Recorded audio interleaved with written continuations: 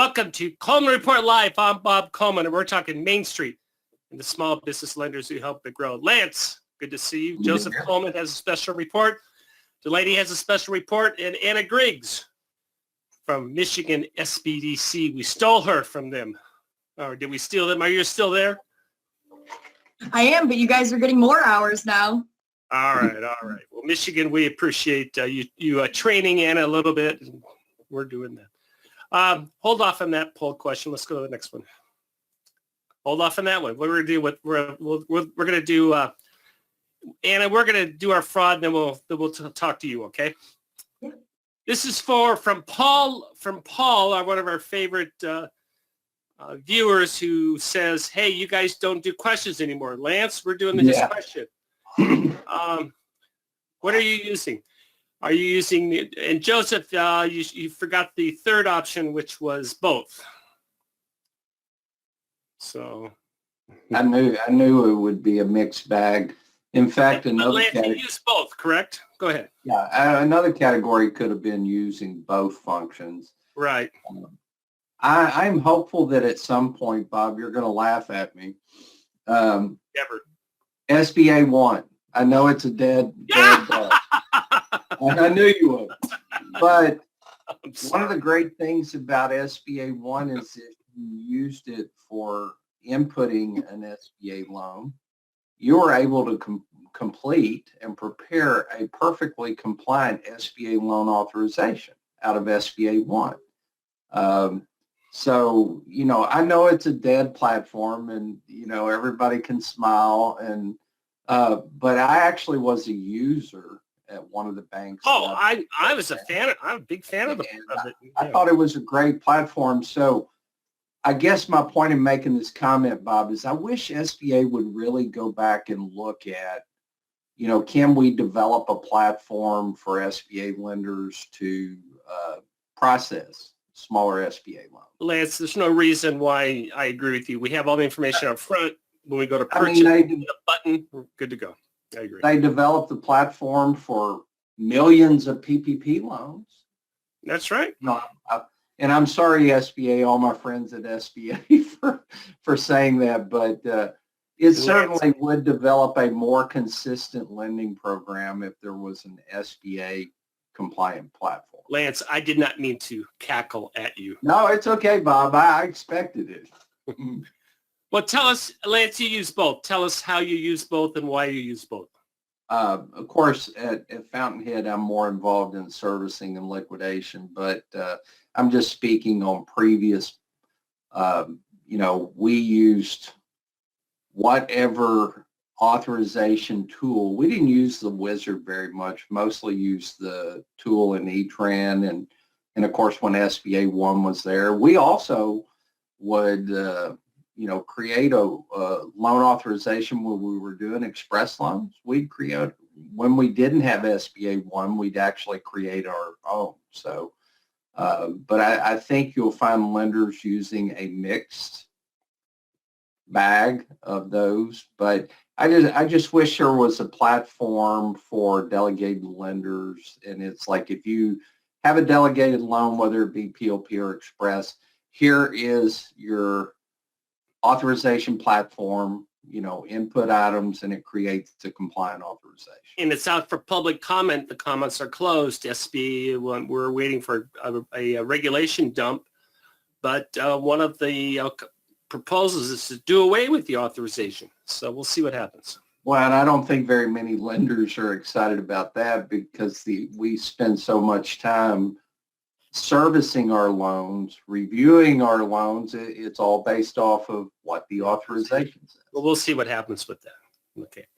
SBA Express revolving lines of credit have a guaranteed percentage of what?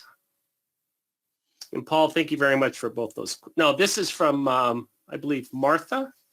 Thank you. And at People's Bank, I think, in Mississippi. Well, we're not supposed to go that far. Way to go, Lance.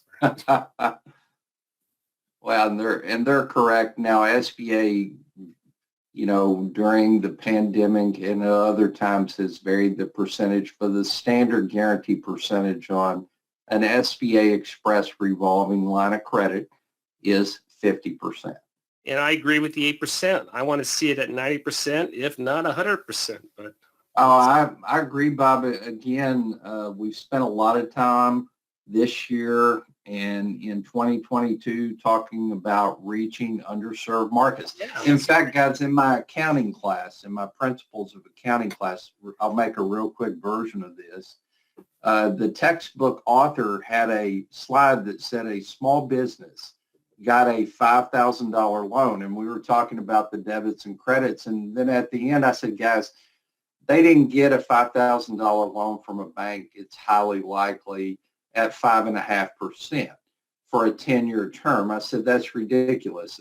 First of all, banks don't make money on a $5,000, or financial institutions don't make money. Year of the textbook that you are using. Yeah, the textbook author is probably mad at me. And I'm like, 5.5%, there is no way a $5,000 loan is going to have a 5.5% rate. And there is absolutely no way it's going to have a 10-year term.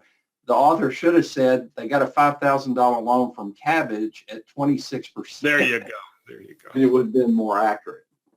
Guys, we have a quick comment on E-Trend from Rick. They're saying they're working on a platform that mirrors SBA1, and they don't have a release date, but they are told that they are working on it. So. Well, very good. Very good, Rick. Absolutely love that. Thank you, Rick.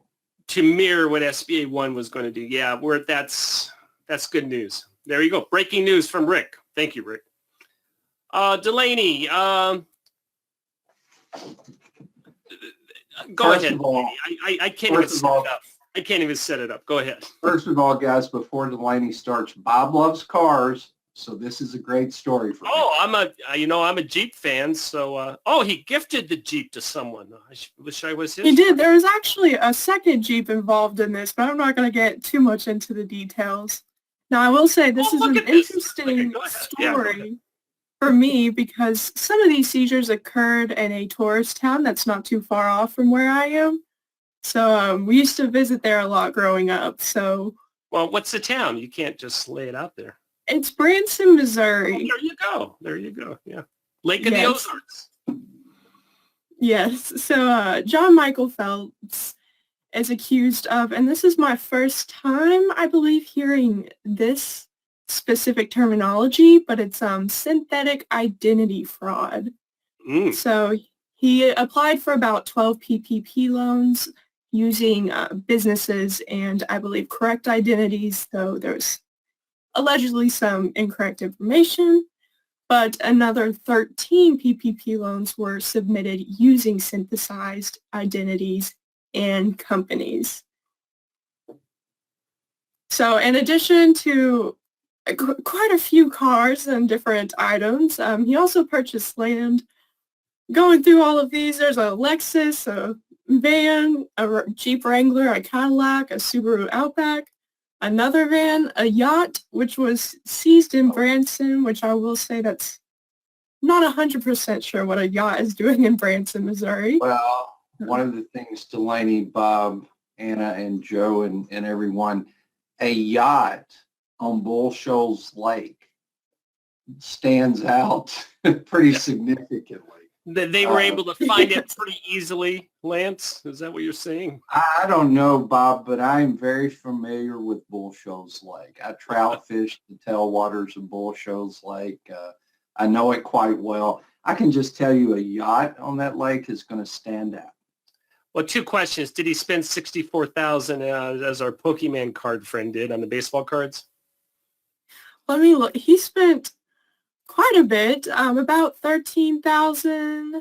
It looks like he purchased baseball cards a couple different times, and I don't know if there's any baseball card collectors here, but some of them were signed by Larry Bird, Magic Johnson, and Julius Erving. Boy, Lance, so who's going to clean that up? Lance, you want to bail out your daughter there? Well, those are some incredible ball cards. Basketball. I think anybody with some gray hair would love to have a Dr. J or a Larry Bird. But they were basketball cards, Delaney. That's okay. As you can see, I'm not much of a sports person. just like, how much money did this gentleman receive? So in addition, he also did get some idle loans and idle grants. So in total, it was about 7.3 million. He Now, received, he's not really facing any criminal charges. not yet. This is all just seizures and... What'd you say? I'm sorry? Not yet. Well, this is from the Department of Justice. So has he pled? He hasn't been indicted? They just seized his assets? Yes. Well, okay, we won't. Well, obviously, we all know It's where all alleged fraud. yeah, the seizures aren't alleged. Yes. And Delaney, do we know how he carried out this fraud? How he got so much money? I'm not 100% sure. It seems like these synthetic identities and companies he created were pretty, I'm not sure what word to use here, reliable. It was easily repeated. I got to ask you this. It went over my head. If it went over my, try it again. Synthetic identity theft. Hit me with that again. Are you asking me to define that? Yes, I am. That's a great Yeah, question. Like I said, this is the first time I had heard that as Go well. ahead, Lance. I can help you out on this Okay. one. Synthetic identity fraud is when you use a mix of real and fake information in committing fraud. So elements of synthetic identity fraud would include real names and numbers, Okay. and other elements would be made up names and numbers. So you could have a real business and made up employees. That would sound like Absolutely. that's what it sounds like that this would be. Very good. Or, All right. or you could have a real individual with a taxpayer number and a made-up business, or vice versa. You could have a real business with a made-up, individual who was the owner and primary stockholder.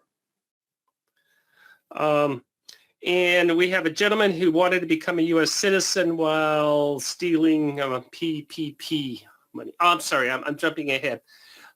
Go back to that because that is important. This is another False Claims Act settlement. These are becoming more and more prevalent. You can have a False Claim Act settlement without criminal proceedings. So if the money has been returned, which in this case it has, then the whistleblower can receive a portion of that. And so that's what happened when these assets were received. $7 million was recovered. So that's good news and good for the feds, the Department of Justice on going after these crooks and seizing the money, and good for them. I don't know anybody who's on the other side of that argument. No, Bob, the federal agencies are actually doing a very amazing job. They're doing it quickly. They're doing it quickly. Yeah, and they're doing a great job. They really are. Including, Bob, and they don't often hear this, including the SBA. The SBA is doing a great job. What they're doing, I'm 100% behind. I was not, as you know, wasn't behind 7, 8, 10 years later indicting these community bankers and ruining everyone's life. When a lot of those also were found not guilty by a jury of their peers. So, okay, let's move on. What else? Let's go to our potential citizen. Yes, so Jofstin Roy Philo-Saint, I can't promise I pronounced that correctly, but he was a Haitian national who was applying to become a U.S. citizen, and while that citizen application was pending, he was involved in a little bit of a COVID fraud scheme. He submitted about 11 different applications for businesses searching for $3 million. And so they discovered this when the Citizenship and Immigration Services officer was interviewing him for this application. Did he get the money?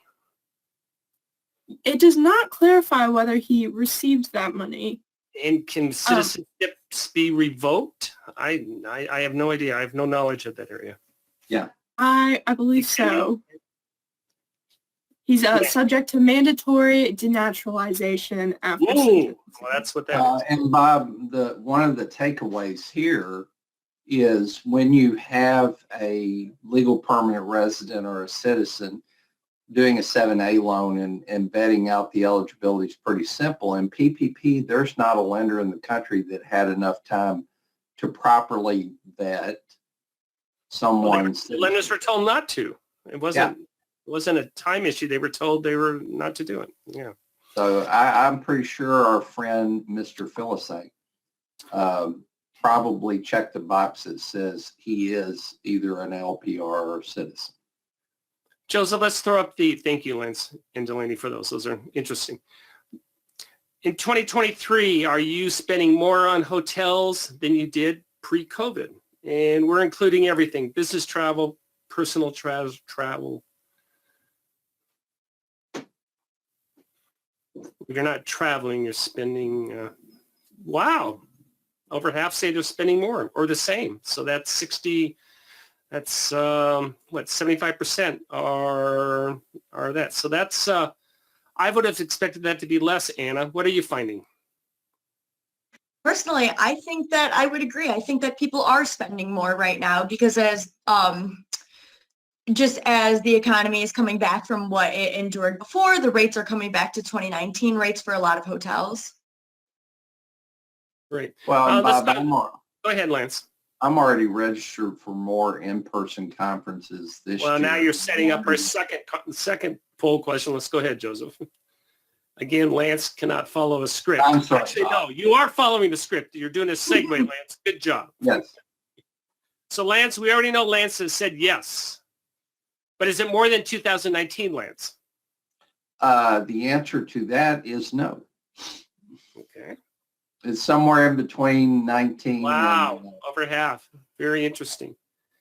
Anna, how do those numbers put those into context with your research and what you are seeing in terms of hotel growth in 2023?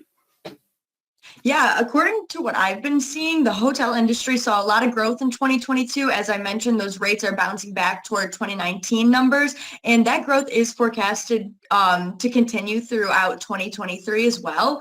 Hotel construction in the United States rose in 2022 with a total of 464 new hotel openings out of about 5,400. So that is a lot.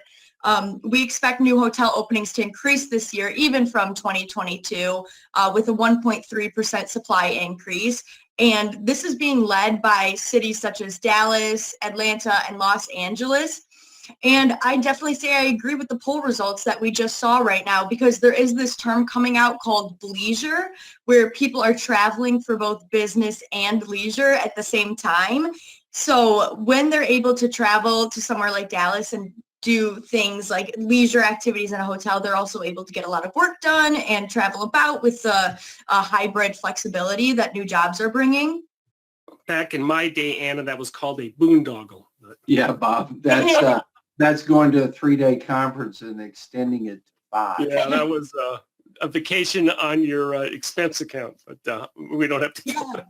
Well, we'll go with the bleisure. That's fine. Yeah, it's becoming more normalized now. And yeah, they gave it that term. And it's actually domestic leisure travel is the biggest market in the hotel industry, but it's starting to get a little blurred and a little hard to see what's going on there as people are starting to mix their business and leisure travel. So hotelers are going to have to keep an eye on why they think the consumers are there. So we're saying hotel construction is up 14%. Yeah. We're saying that don't be afraid of that as a lender, that it looks like we're going to say that the demand, the supply will be able to meet the demand, or the demand will suck up that supply. So the problem with hotel lending is it is cyclical. That's a huge red flag. But it appears, based on your personal results and also our research, the hotel industry is coming back strong. And Lance, it always does well with performance in terms of defaults and charge-offs for the lender. Well, I mean, you've got a real estate secured loan, which is a great thing. Typically there are buyers for hotel properties, so the liquidation process is nice. You foreclose on it, you put it up for sale, and you have people that step in. I would not have wanted to liquidate a hotel in 2020, but in 2023, I feel a lot better about it. Yeah.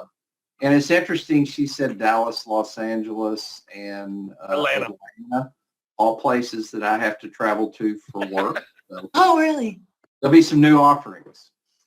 Joseph, you got 30 seconds. Yeah. Go. I think we're doing a webinar on March 8th on the SSBCI program. That's the State Small Business Credit Initiative.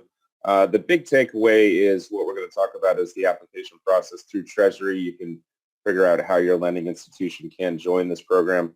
And I think the biggest takeaway is that the allocation is $10 billion for all the states. And so there's a big chunk of money that is out there for underserved communities.